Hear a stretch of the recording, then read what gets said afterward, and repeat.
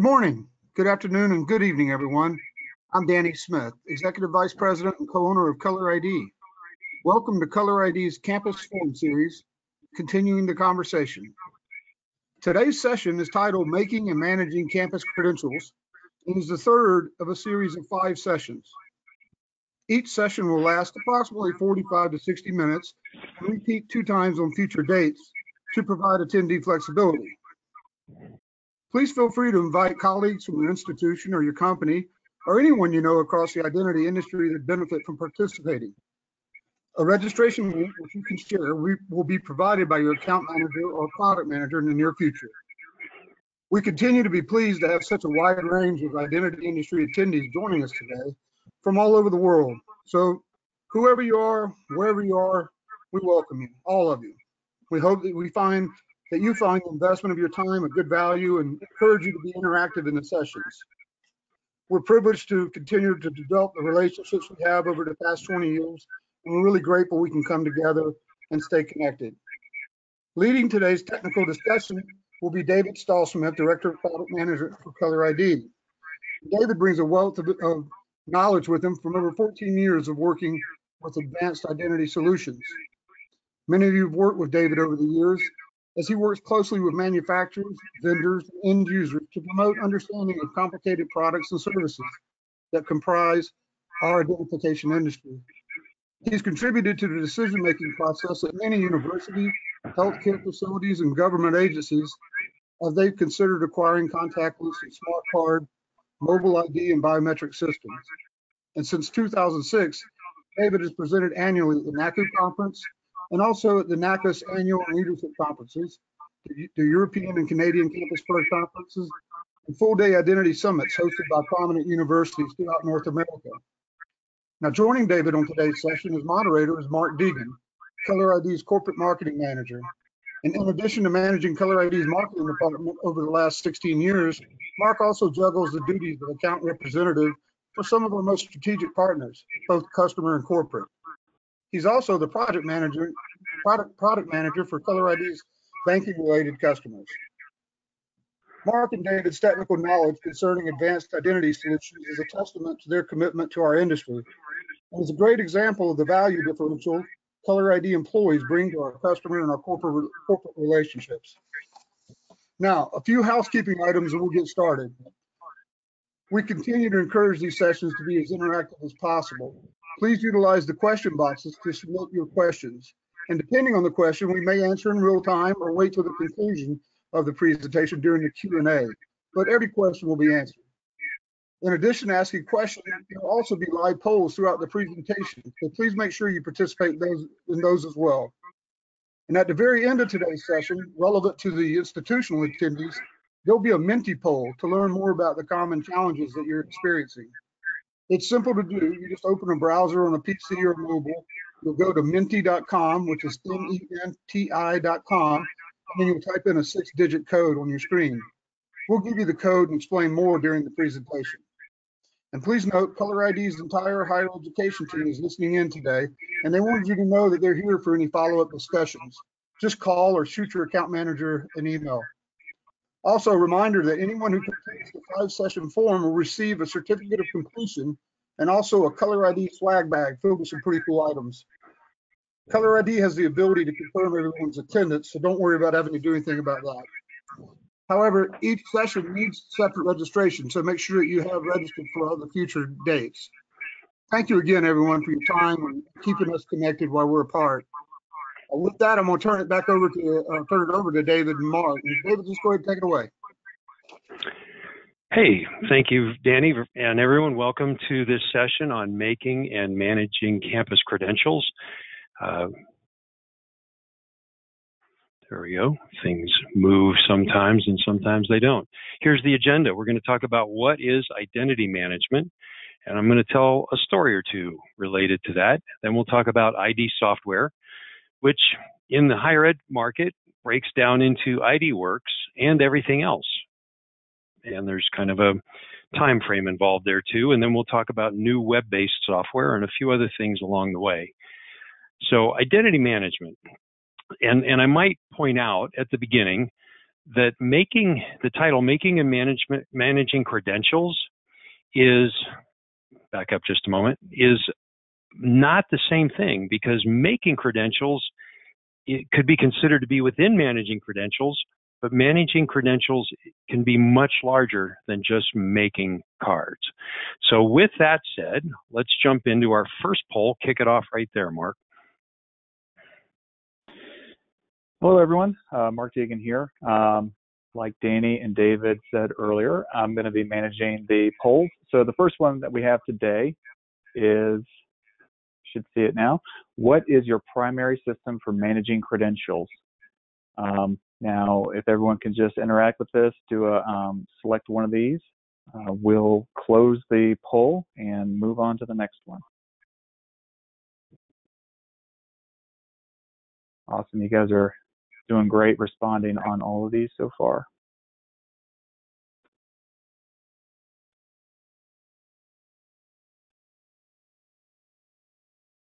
Okay, I'm going to share the results. So 56%, they have a OneCard system. So that would be the likes of Transact, Seaboard, Atrium, TouchNet. 25% of you have just ID software itself, like good old IDWorks. 10% of you have a in-house built system. And then lastly, 8% of you guys are just letting the PAC system run all those primary systems for you. So here we go. All right, Dave, I think you're good to go there.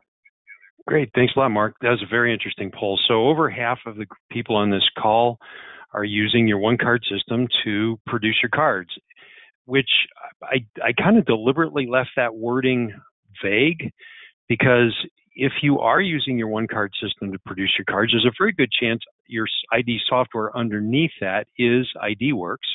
But you know that when you look at what you're doing, you're managing your credentials with that system. So before we get into that, let's just talk a little bit about identity management. And I've talked about this many times in the last several years.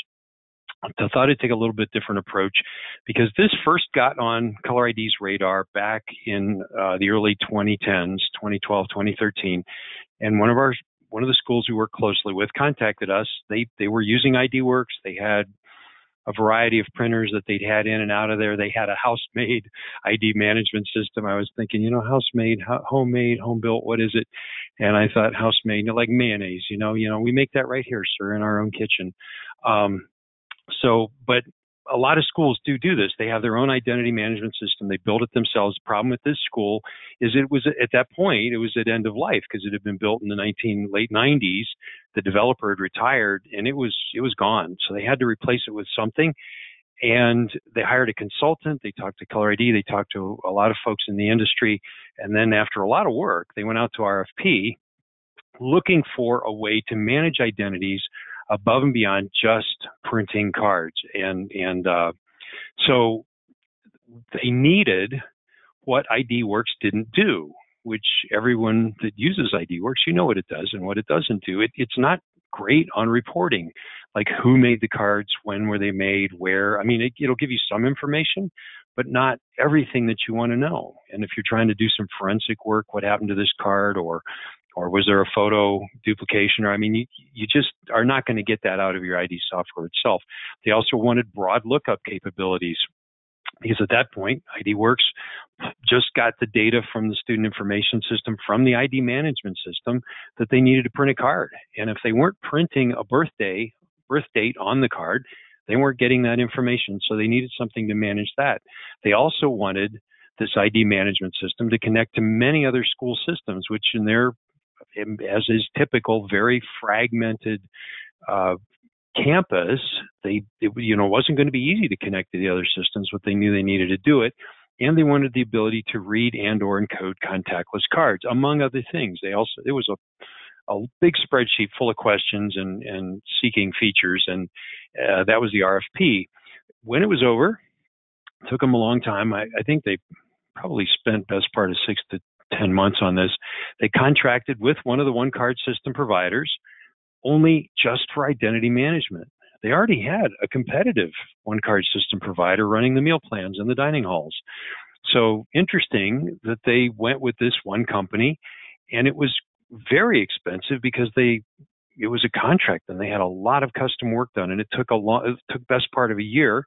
They kept IDWorks to make cards, and everything was going pretty well. We had heard, we stayed in contact with them until about 2018, and they called us early in the year and they said, well, we're thinking of looking for ID management again. We've had this thing we've been using for 5 years and it's working pretty well, but what else is out there? And so I contacted everybody I knew in the ID management business and pieces of it, and pretty much paraded every one of them through either conference calls or in-person visits to demo over a 2-year period, it turned out to be. And then at the end of it, they said, well, there are a lot of options out there, but I guess what we have is what we're going to stay with. So they stayed with and re-signed their contract with the service that they had up to that point. But the point is, they were looking specifically for identity management, and they were looking for it outside of their traditional OneCard provider. Now, the fact that they found it in another OneCard system provider is instructive, because, and I've shown this slide before on I think I showed it just earlier in this series last week sometime. But what they did is they actually hired services to fill that blue cloud layer in the middle there, the identity management layer. And down on the OneCard system, that was the system, the OneCard provider that was managing the dining halls and the meal plans. And it receives information from the identity management layer. And they have a lot more complicated system than just the student information system or identity access management, the green can there. They have a bunch of green cans in their diagram. And also coming out of the side of this is card production. They haven't added mobile yet, actually, but it is a very real world description of this diagram. There was a school went out and they found a service to do exactly this thing, the identity management layer. And what was the problem? Again, of course, it is that IDWorks and other ID software products, they just print and encode cards. I was, in preparing this, I did a quick search on identity management. I got a lot of ID software. And sure enough, it is part of managing an identity to make a card to represent that identity, but it's not the whole life cycle. From enrollment or hiring all the way to termination or just leaving, and all the changes in between. It's a life cycle related to managing all those people. In the OneCard world, if somebody is looking for any kind of system, the first thing they do to add on, they say, well, is it integrated with our OneCard system? And the reason this is a big deal for campuses to ask this question is because they've learned from experience over the decades that if they're trying to connect to another system with their existing OneCard system, it can be painful, expensive, and take a lot of time. It'll be SDK development. There'll be scripts and triggers. It just can be challenging. So schools they are more often than not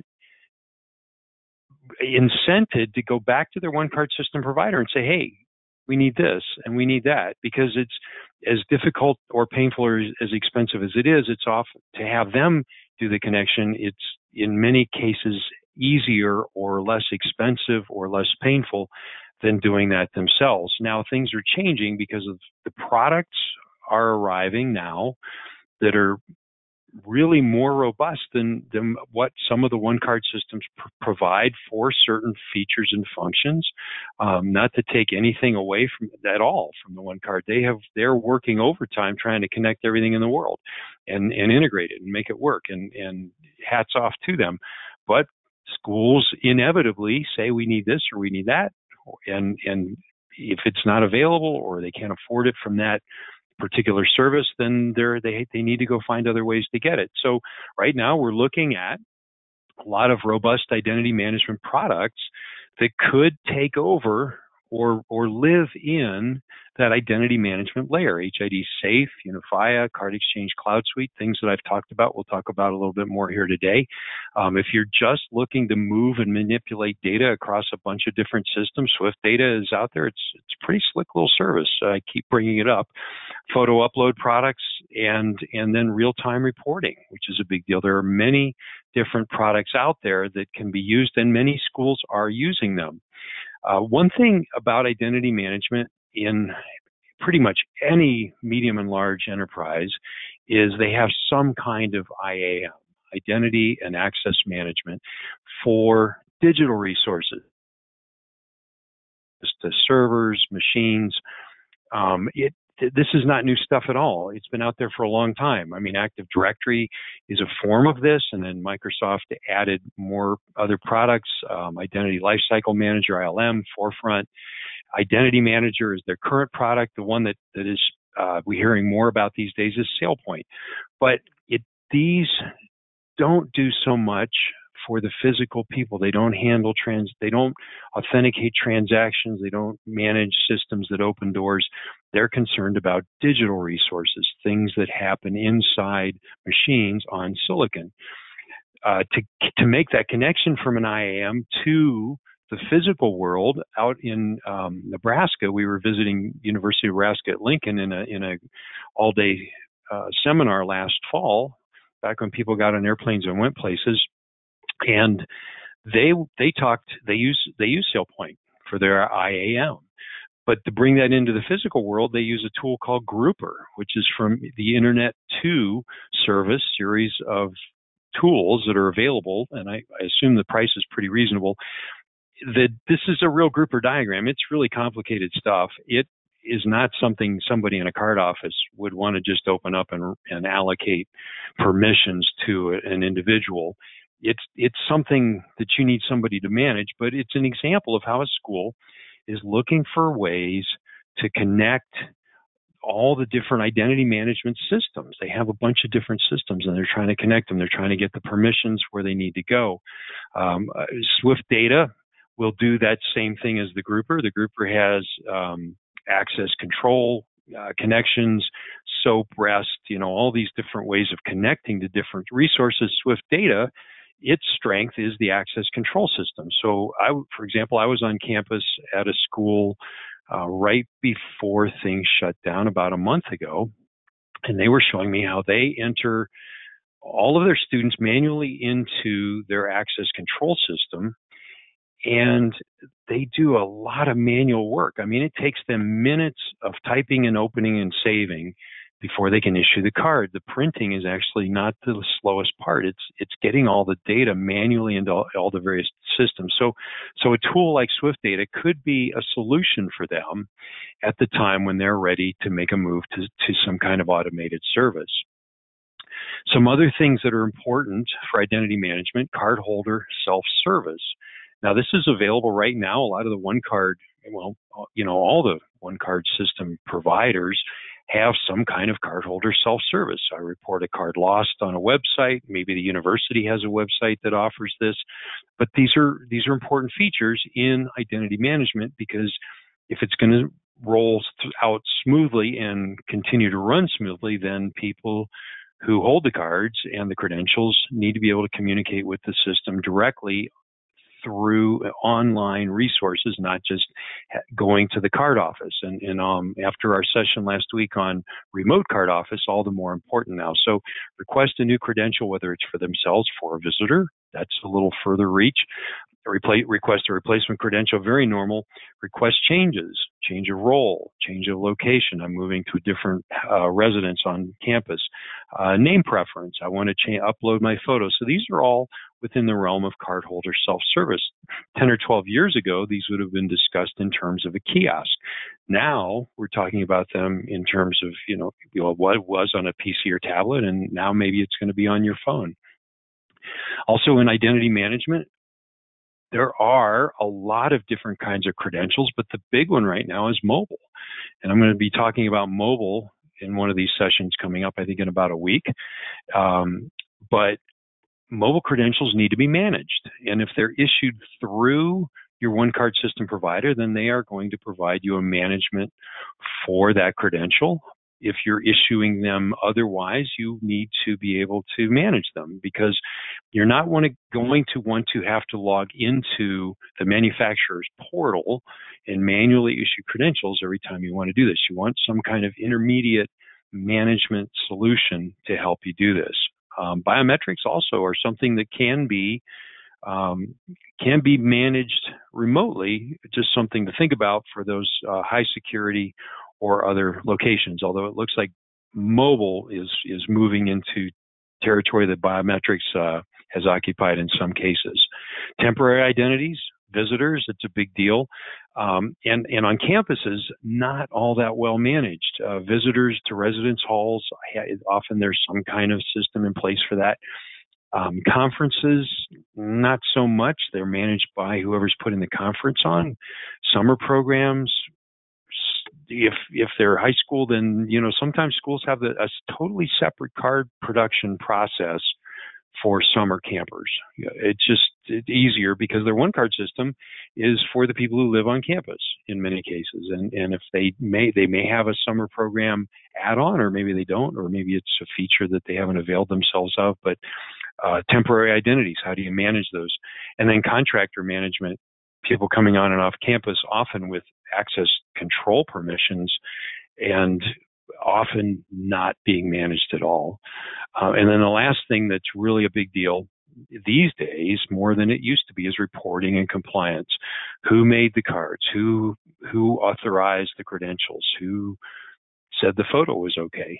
All these different things. And when you're doing all these different things on different solutions or systems, if they're all, if you're doing feeds and data is coming in from different systems into your card system, how do you get the information that's not just related to card production into some kind of report or audit form in case you need to do it for some kind of compliance or just for your own information? So identity management, again, a very broad topic. Schools have, as with all enterprises, have gotten through it, done what needed to be done. Sometimes they come up with a brilliant solution. A lot of times it's a bunch of stuff kind of stuck together. The good news is there are solutions. The OneCard system providers are stepping up in this ID management, and there are also alternate solutions that can sit in that ID management layer above all the card thing. One more thing, everybody's looking at these stupid cookie policies. I understand. I mean, that's just a weather website I went to, and I had to tell them, yes, I understand you have a cookie policy. That's GDPR. So EU passed this thing 2 years ago, and it's just part of our life. You don't get onto a website anywhere without going through a GDPR-driven thing. So it's about data. Now you're collecting all this data. It's in your student information system, human resources database. You have data in your OneCard system, and then now you're going to have data in an ID card production database, and that's also part of identity management because it's identity data. It may or may not be considered. It's hard to imagine how it would not be considered PII, but data is important, and I think I've heard stories that a lot of schools are saving a lot of data because, well, you never know when you might need it. It's like the old guy I used to live next to. He couldn't park his car in the garage. But there are people like Bruce Schneier, who I kind of follow on and off. He has a pretty good blog on his site. He's a cryptographer that has been doing a lot of security consulting, has some interesting ideas. Some people love him. Some people are kind of at odds with him. But a few years ago, he came out with this. In fact, I had read the article, and I went back and found it because it just stuck in my head. He said, after all these breaches of the last 20 years, we should figure out data is a toxic asset. Companies are fine. They believe they can make money on data. They know they can make money on data. But knowing what you need to keep and what you don't need to keep is kind of important because data can be toxic and saving it can be dangerous. So again, identity management isn't necessarily just about getting the right stuff on your card and getting the doors open. it's about all that data, which leads me to our next poll question. All right. So our next poll question is, how many active records are in your ID database?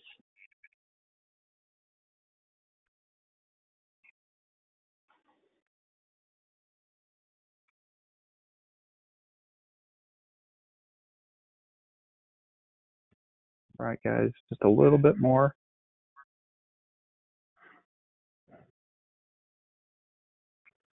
Perfect. Okay, so 51% of you have over 100,000 records, 36% 20,000 records, and then 13% over 1 million active records in their database. All right. Thanks, Mark. That's interesting. I was kind of unaware of this until we were working with the school about 6 months ago, and they said, well, we have over 1 million active records. And I said, you have 15,000 people at your school. Well, you never know when they might come in handy. So, not that you shouldn't do that, but if you do you have a way to managing that? And is it something that you're doing by default, or is it something that perhaps in the future you should be thinking about? Let's, figure out how we're going to get into the garage and start getting some stuff out of there. Again, all part of identity management. If you have a lot of data around, that's data that needs to be managed. Okay, so moving on from the broad to the narrow, and we're going to talk now about traditional ID software. And I'm going to open up with another poll. Okay, this next one is, which system or software do you see when you print cards? All right, everyone's voting away. Thank you guys very much for being very quick on this. Keep it going.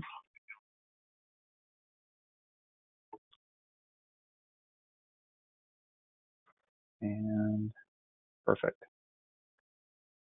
Okay, so wow, 53% using IDWorks, 24% other, 18% CBORD, and TRUCREDENTIAL and Transact round up at 4% and 2%. All right, thanks, Mark. That's very interesting, and I put that together with the first question we asked, which was, which system do you use to manage your credentials? And that flipped. You said your ONECARD system was your credential management or your ID management system, and here, when you're printing, you're looking at IDWorks. Now whether if you're using CBORD and CardLink, IDWorks is underneath there, and you said IDWorks, that's your call. And I kind of deliberately left that a little bit vague just to see how people responded. But it's very interesting that IDWorks is still by far the lion's share of this market. Not surprising, but it is interesting. And other, 24%. Maybe we'll dig into that a little bit more at some point. But interesting results. Thank you for participating. So going on to the next slide on ID software, legacy ID production, nothing new here. One printer and one PC, and you print. That's it. And your PCs can be connected to the network, and you have a USB cable from your PC to the printer, and you probably have a USB thumb drive with a DATACARD key supporting that license in the PC, because it's mostly IDWorks out there. CBORD and Blackboard at the time, now Transact, both recommended and supported IDWorks, and it was very good. I mean, actually, CBORD went the next step, and they wrapped it completely in CardLink, so that when you go to print, you're really using CBORD, and IDWorks is managing the templates in the background, but you're printing from CBORD. And then Transact, in our experience, tended to leave IDWorks in its original state, and then when a school wanted to encode with MyFair, they would use the Transact or at the time Blackboard MyFair encoding plugin. So it ran connected as to IDWorks, but you were still looking at IDWorks. Interesting thing about IDWorks is version 6.5, the one that everybody is still using, was released 13 years ago.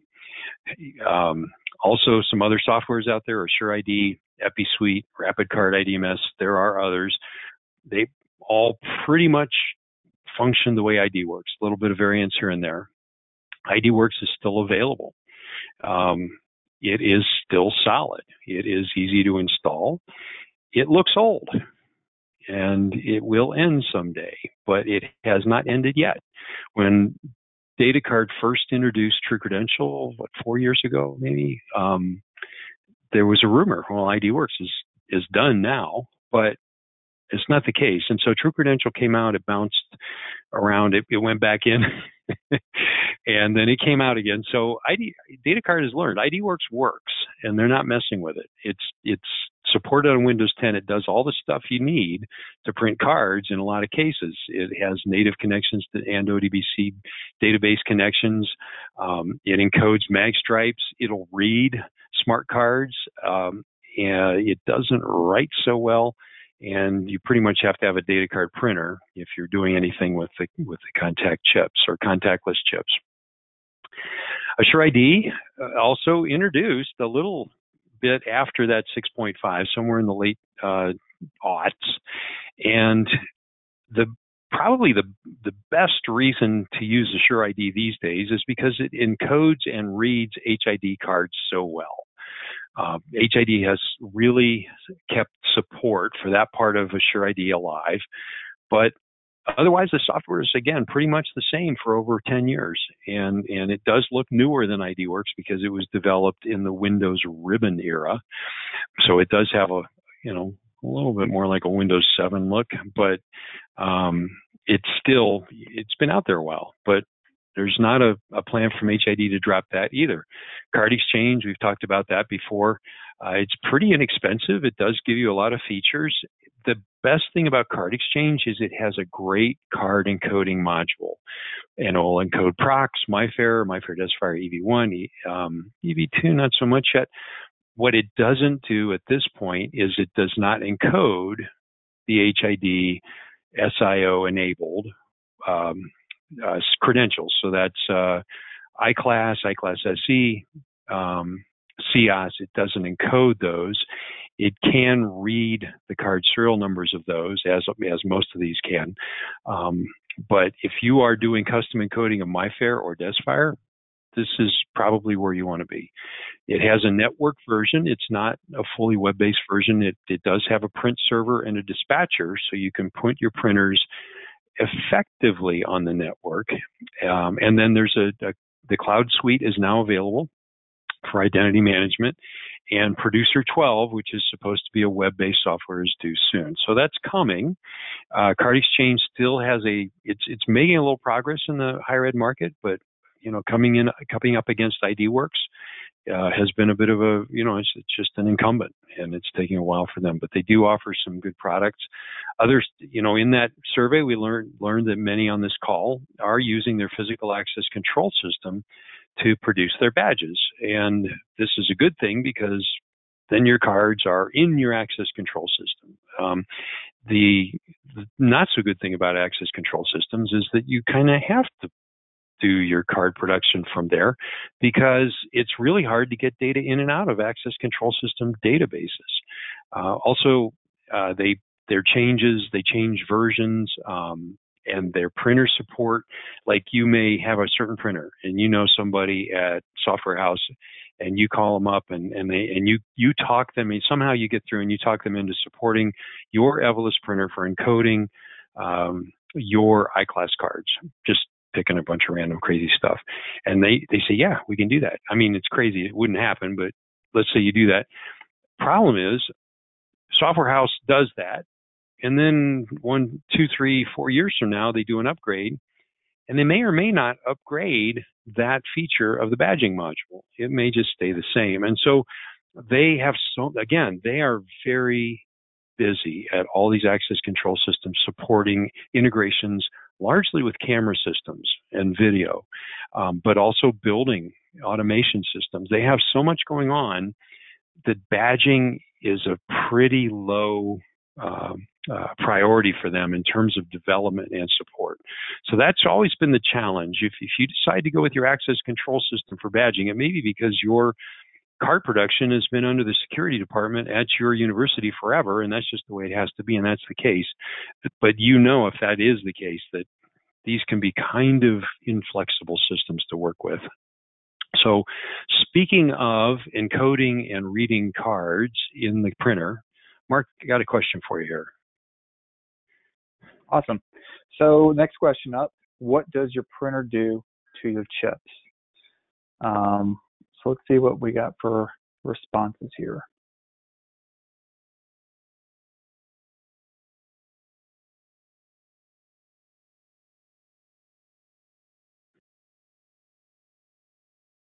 Awesome, guys. All right.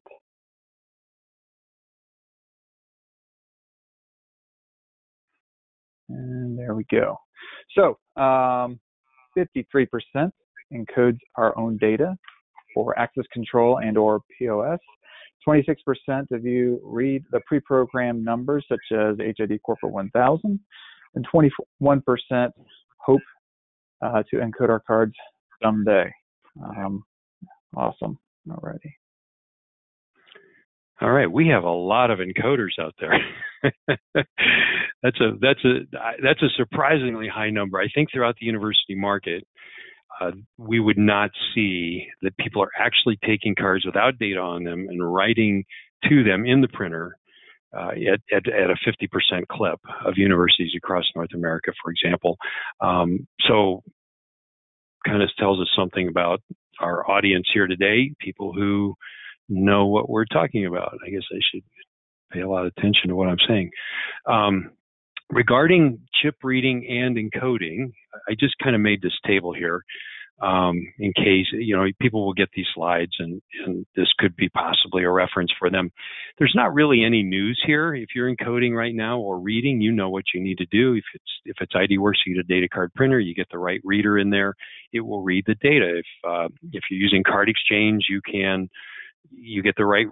have a choice of some printers and one or two different encoders, and you can encode ASUREID. It's going to be an HID printer and an HID a credential, most likely, because it's not, you can do some custom work with HID, but it's pretty much going to work on HID readers.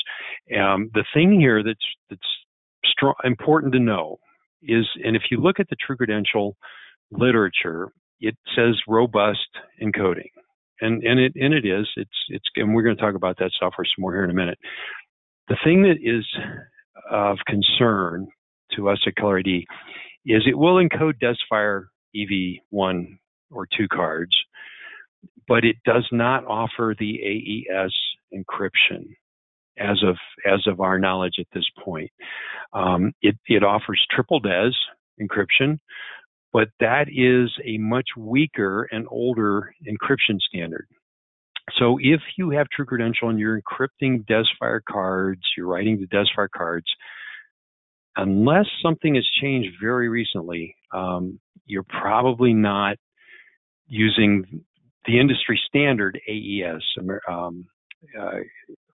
That is considered, the AES 128 or AES 256 encryption standard that you normally expect when you're using EV1 cards or CIAS cards. So that is still a bit of a deficit, unless it's been addressed fairly recently. But our latest information is the AES function is not there yet. So we're going to talk about cloud-based ID software, coming off of the conversation on Thursday about remote card office, because either you're going to have to VPN into your PC at work or you're going to use your system's web browser. So everybody pretty much knows this. If software was designed as true cloud software, it was designed to be hosted in the cloud in Amazon or Azure, and it's hosted and managed by the company that makes the application. If it's browser-based, then it isn't necessarily a cloud product. It can sit on a local server, but has a web server, so you can still get at it through your web browser. the good thing about either one of these, if it could be a good thing, is you don't require client software. Nothing has to be on the PC. The advantages of these web browser softwares, you can print from anywhere. You don't have to worry about Windows updates because it's a browser. It's not a Windows supported client, and your printers and your workstations are not linked directly to your PCs. However, the disadvantages are the same, or the flip side of that. Getting support from a browser to a piece of hardware can be challenging. And we all go through that every time we log into a webinar. Is our camera on? Is our microphone working?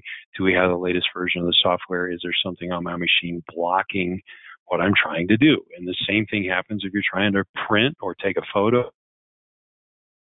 on a PC or some kind of workstation that you're working from software coming through a browser. Also, the other thing is, as soon as you put something on the network, somebody wakes up over in IT and they want to know a lot about what's going on that you wouldn't necessarily have to do if you're working with desktop client softwares and a credit card. Also, the other thing is you don't have to worry about Windows updates, but sometimes browser updates break systems. What you do get from a browser-based system or a web-based system is you get away from the bank teller or the Department of Motor Vehicle model, and you can move into the Apple Store model, because now you can put your camera and your application on a tablet or even a phone, and you can walk around and meet people in the halls or in any room and work with them there. So I think probably one of the primary features that makes this attractive and useful is not every part of the web-based software, but really the ability to capture photos without having to use a fixed camera at the DMV-styled office. So the self-service photo upload products, those guys are jammed right now. I mentioned that on Thursday, because if you're running a remote card office and you need to get photos of people that are coming in, if you can get something in place that'll help, that they can use to capture their photos, so it just makes it possible, not even just time saving at this point, because you're not going to go visit them at their home, stand 6 feet from their front door and take their photos. Another product here in the web-based world is FARGO Connect. It shows a cloud in the middle there because HID does provide a cloud service that supports FARGO Connect, but the important piece here is in the middle on the left, the Identity Partner Portal, because that is what makes FARGO Connect work. FARGO Connect does not have its own interface. It sits behind the integration of a partner such as Seaboard or Secure or Atrium has now integrated FARGO Connect. So a number of different ONECARD and access control system providers have integrated it, and some other systems have too. So you use their system. FARGO Connect sits in the background, and it effectively manages your printing. It puts this network device called a console at wherever your printers are, and you can plug up to 6 printers into this thing, and it allows them to encode, and it'll tell you what's going on with your printers. It's a very robust print management solution. It even has a card reader or a pin for print release. So you can send a bunch of jobs to a printer station, and then somebody can walk over later and pull those, just like you do at your multifunction devices. On the left is a dashboard. It has reporting. It keeps track of everything that happened, who was logged in, and what they did. And then also it has a designer, so that the ONECARD system or the access control system does not have to create a designer in order to support this, which is kind of cool. Moving on from that to TRUCREDENTIal, it is supposed to be the replacement for IDWorks, and as we saw, a number of schools have gone to this. It is browser-based. It can sit in the cloud, but it's not a service you subscribe to. It's a software product you buy and you install it somewhere. You can put it in a virtual machine in the cloud. You can put it on a server on your network. You can put it on a PC and run it through a web browser on the same PC that is serving the web services. So a lot of different options there. It does have APIs, so it integrates in a modern way with whatever system wants to integrate it. And smart card encoding, again, a little bit of reliability. It has a very different look for those of you that work with it. It has workflows, and you build these workflows which is kind of a clever idea to create cards and to handle all the operations that you want to have the ID software provide for those cards. The printers are supported directly from the web server. So there is not a hardware piece. There's no console. There's no PC. Through the network from the server connects directly to the printer. So it's kind of audacious, and at times causes some problems depending on the networks involved. And that is at this point, that seems to be one of the trouble that we've heard with TRUCREDENTIAL is related to how it works on networks. So we'll ask you in a minute how it's going, but on the other side of it, because they're on the network from anywhere, you or your card system supplier, support group, whatever, can take a look at what's going out there with all your different printers and your systems. Like I said, it started 4 years ago. It's getting a lot better, and it is wrapped by Seaboard in Web Manager. Transact offers a full integration also of TRUCREDENTIAL with encoding of their credentials for use on their readers. So it is being handled by the ONECARD system providers like IDWorks was. They're picking it up. And that's where we're seeing TRUCREDENTIAL gain most traction, is within the confines of those ONECARD system providers.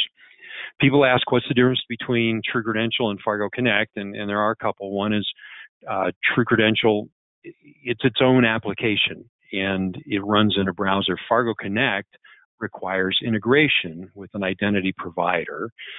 They each work with printers. TRUCREDENTIAL will work with some other printers, but it works best, on the network, it's going to need DATACARD printers. FARGO Connect, definitely FARGO printers. If you want to purchase them, you can buy TRUCREDENTIAL from your solution provider that has integrated it. If you want to buy a standalone version, you can buy it from any ID dealer.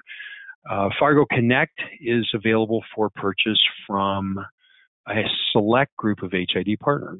So different ways that they went to market. And here is our last question. Great, thanks, Dave. So the last question, for those of you using TRUCREDENTIAL today, how is it working for you?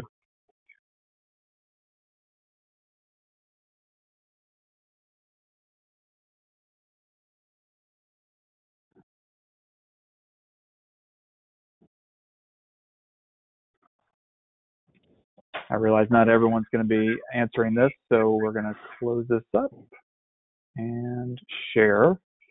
So looks like 50% of you have had some trouble, 25% network features are challenging, works well after we got it set up, 0% great.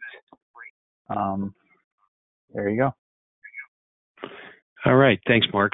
That's interesting. A lot of things are interesting to me, so I say it a lot.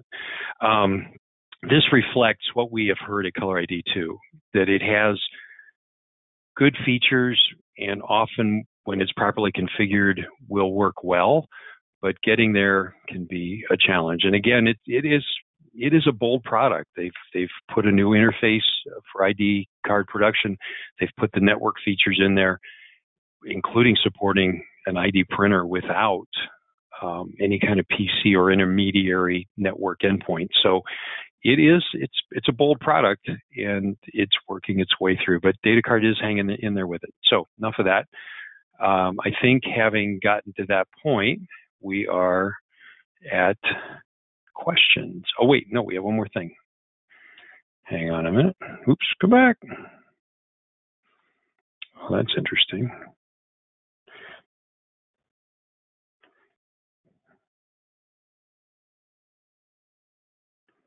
Sorry, folks. My network got stuck at go to webinar. There we go. So here's our final slide. Mark, you want to handle the end of the show? Yeah, I'll. How about you launch the Menti, talk about that, and then once you get that going, I will let it run for a little bit, and then go from there. Great. Does that look like it's working now? It sure does. Okay, great.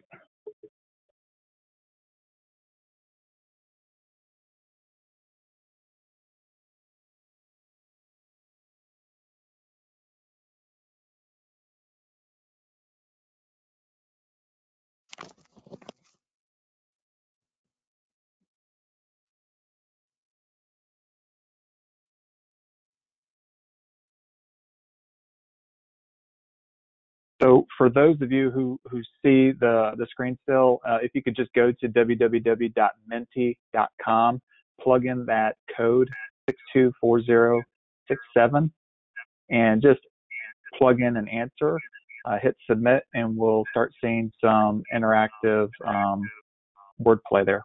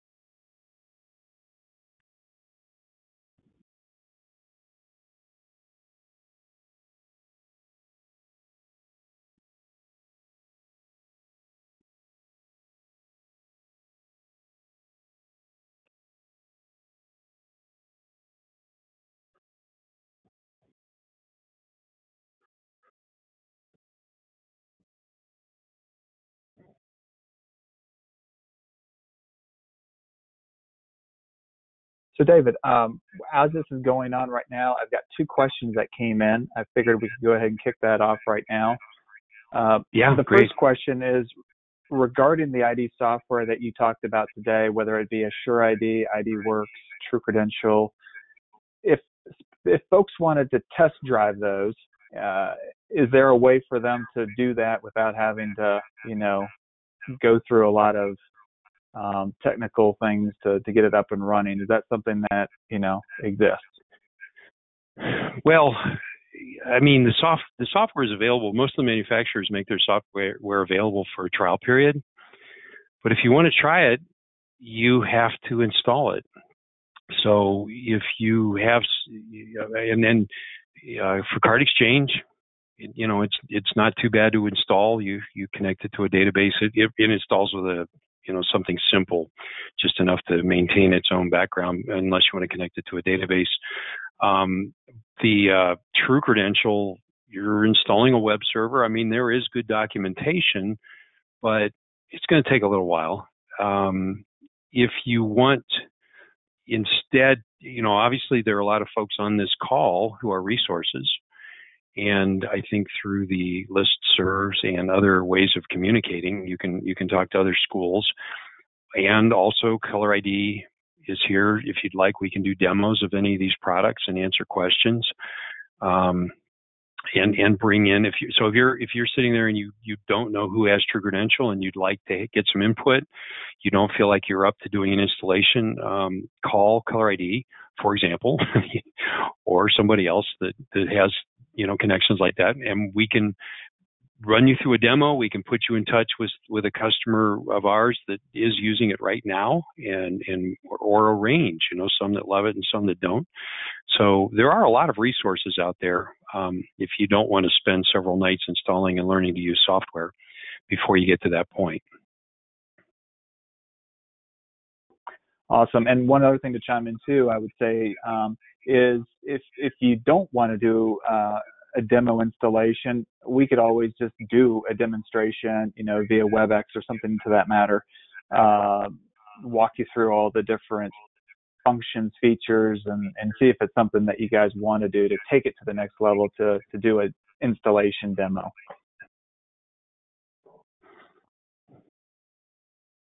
Let's see here. Another question that just came in. I think this is going to be specific to what ID software they're using, but we'll see how it goes here, Dave.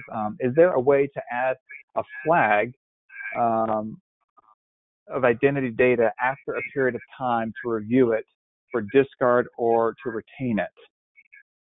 I think that's probably going to be very specific to the identity software that you're using, right? Well, it's a field in your database, so you have to, again, your ID software itself doesn't create fields in the database, right? It connects to a database and would view a field. So if you have a field with an expiration date, for example, or an expiration date and a corresponding field, linked field to delete a record or consider it for renewal,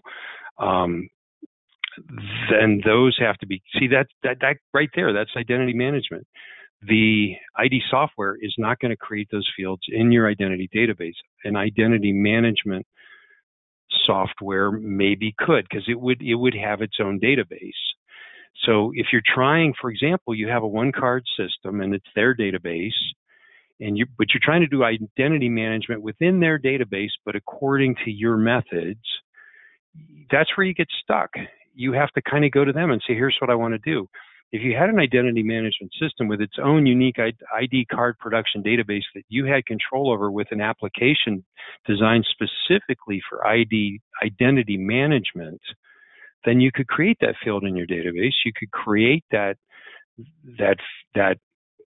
error, that checkbox or input item in your identity management system, and then it would, on a certain day, bring that record to your attention, and you would make a decision: delete it, renew it, whatever you want to do.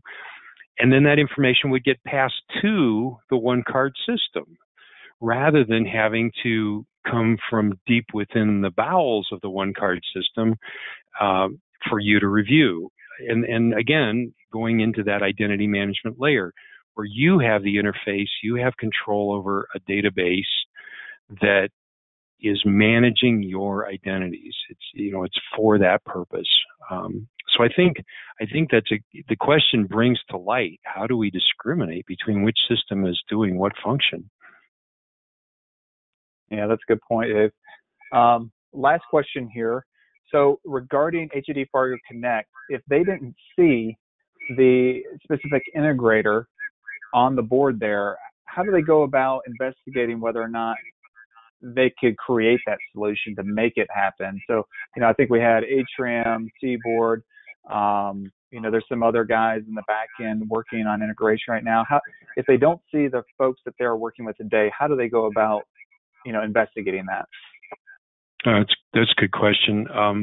Well, coincidentally, Color ID is one of those dealers that HID has partnered with to offer Fargo Connect. So we are connected. So if you want to contact Color ID directly, we can tell you where Fargo Connect is in that process of integration, whether it's not on the radar at all, or if they're working on it, it's going to be released next week. We can give you that information. Fargo if somebody was really ambitious, it's possible you could work with HID directly. If you had your own system and you wanted to integrate it, it has an SDK. So whether you're a system integrator or an enterprise with some ambitious people, it can be integrated into an existing system. So, but anyway, our thought here is, if you contact Color ID, we can provide more details on that when you tell us who it is you're hoping is integrated. Great questions, everyone. Thank you all for participating in that. I want to say, don't miss out on our next webinar. That's this week on ID Printer Report. It's Thursday, April 16th at 1 p.m. Eastern Standard Time. And with that said, on behalf of Danny, David, and myself, be safe out there, and thank you so much for attending today's webinar. Goodbye, everyone.